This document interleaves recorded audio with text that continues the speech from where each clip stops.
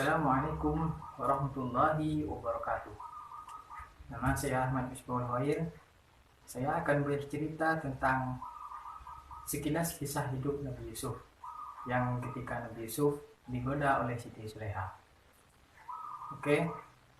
Awal mula kisah tersebut dimulai dari ketika Nabi Yusuf itu ditemukan oleh seseorang yang ingin mengambil air di suatu sumur, yang mana di sumur tersebut terdapat Nabi Yusuf, dan mereka angkat kemudian mereka jual ke seorang raja di Mesir.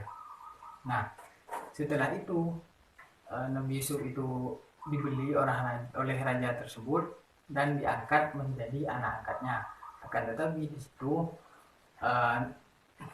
ada sebuah permasalahan di mana Nabi Yusuf itu diuji oleh Allah, yang ketika Nabi Yusuf itu sudah menjadi anak angkatnya, Nabi Yusuf itu malah digoda oleh Siti Zuleha untuk mengikuti seluruh keinginannya. Keinginan di antara keinginannya tersebut yaitu ingin berhubungan badan. Nah, akan tetapi saat digoda tersebut, Nabi Yusuf itu mendapat kasih sayang dari Allah. Nabi Yusuf itu mendapat teguran dari Allah. Sebenarnya itu Nabi Yusuf sudah ingin melakukan hal tersebut, akan tetapi datang petunjuk dari Allah. Kemudian Nabi Yusuf itu lari ke pintunya. Sebelum membuka pintu, ditarik bajunya sampai robek. Baru setelah itu buka pintunya dan kepergokilah mereka berdua. Dan disitulah diadili Siti Zuleha itu mengelak Nabi Yusuf yang ingin melakukan perbuatan tersebut. Akan tetapi Allah memberi solusi, yaitu dengan adanya seorang bayi yang memberi kesaksian apabila bajunya itu robek di depan, maka Nabi Yusuflah yang bersalah. Akan tetapi jika bajunya itu yang robek di belakang, maka Siti Zuleha yang salah. Nah, dari situ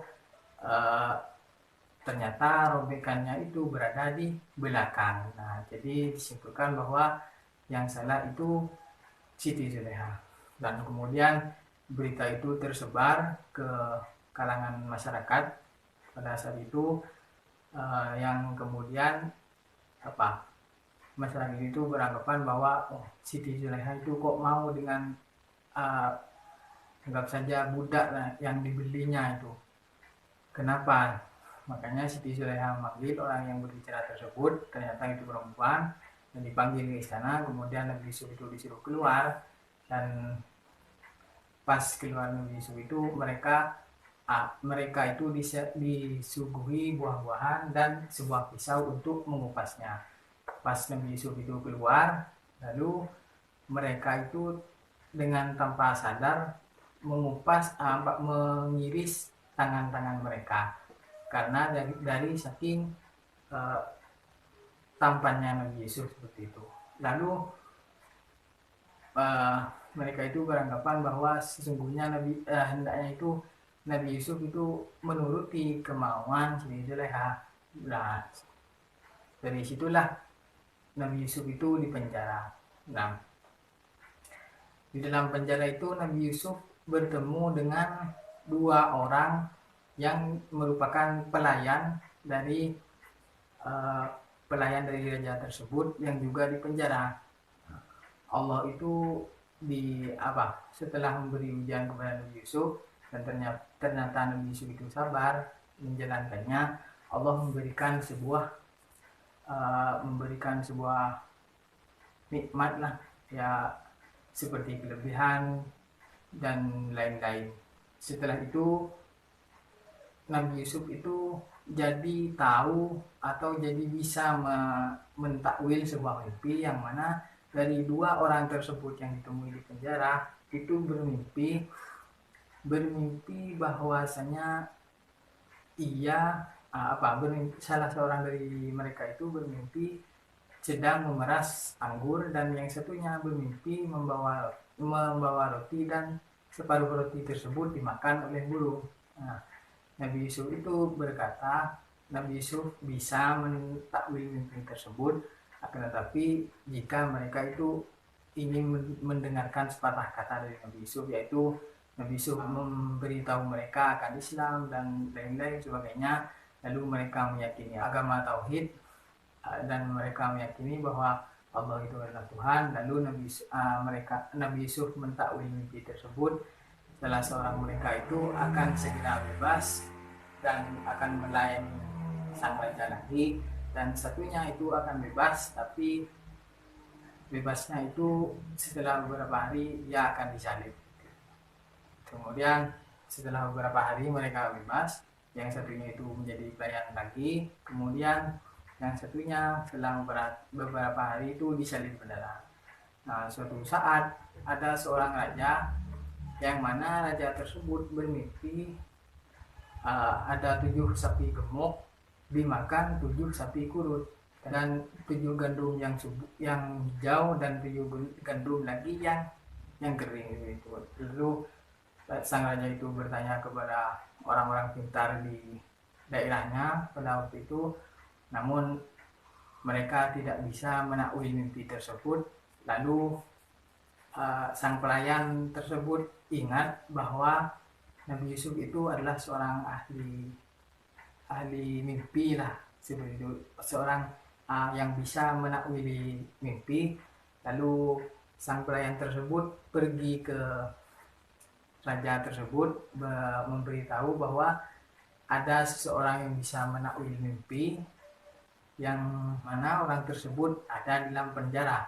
Lalu sang raja tersebut mendatangi Nabi Yusuf, dan setelah ditanya-tanya, setelah diberitahu bahwa aku bermimpi ini, kemudian Nabi Yusuf itu bilang bahwa kalau 7 sapi gemuk dimakan 7 sapi kurus itu artinya sang raja itu harus memanen gandum 7 tahun berturut-turut, dan panennya itu jangan dikurangi sedikit pun. Lalu kalau gandum itu takwilannya yaitu ambil sedikit gak apa-apa, cuman sisanya tersebut untuk dibuat persiapan, karena 7 tahun itu akan subur dan 7 tahun setelahnya itu akan paceklik atau kemarau panjang.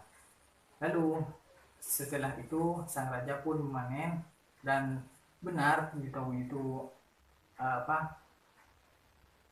subur tanahnya, kemudian 7 tahun paceklik. Lalu Nabi Yusuf itu dibebaskan. Setelah Nabi Yusuf itu bebas, Nabi Yusuf itu oleh sang raja diangkat menjadi seorang menteri yang sangat dipercaya oleh raja. Dari kisah tersebut kita bisa mengambil hikmah bahwasanya dengan kita bertakwa kepada Allah, maka Allah akan mengasihi sayang kita. Seperti hanya kisah Nabi Yusuf yang tadi, dengan kesabaran dan dengan ketakwaan Nabi Yusuf itu bisa mendapat kasih sayang Allah, sehingga dilindungi dari perbuatan-perbuatan yang keji.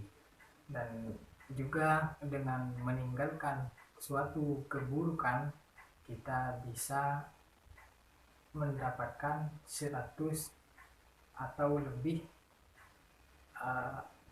kebaikan seperti itu.